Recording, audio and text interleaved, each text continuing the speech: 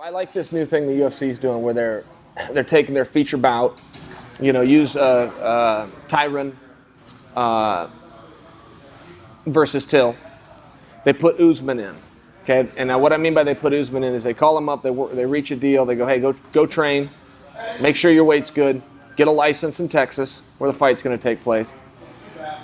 If anything happens to one of these guys, you're going in, and if nothing happens, you still did work, you were still ready, and we're going to compensate you for it. I like that a lot. I think that that's a lot of fun. What the recipe used to be, and you have to understand, not every show can do that, because now you are talking about an expense. You're talking about paying a guy in Usman, hiring him for a service that may never be done, right? He may never step out there and perform. So business-wise, there's some questions, right? You can't demand this of everybody, but I like that the UFC does it.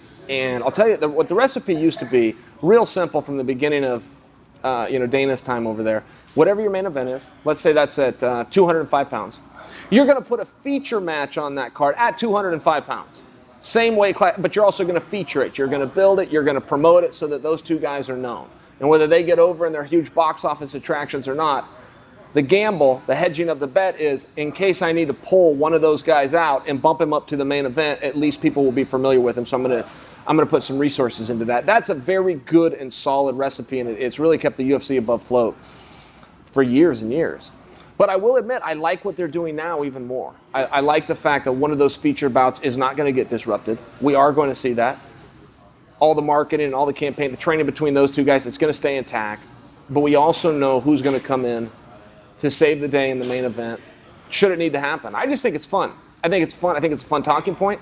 I think it's also a great way to create a number one contender.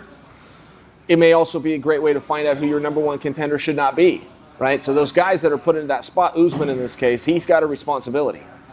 I could hand him the pieces. I know what they are, but I'm going to leave it for him to figure out. But there's ways to use this as a springboard to make sure that he is next in line. Absolutely there are. There's a recipe for it, and it's out there. You got to study the sport. You got to know what it is. But you can't just be happy signing that contract, showing up to the event, collecting a few bucks to maybe have to sit in the front row and nothing more. You got to use it.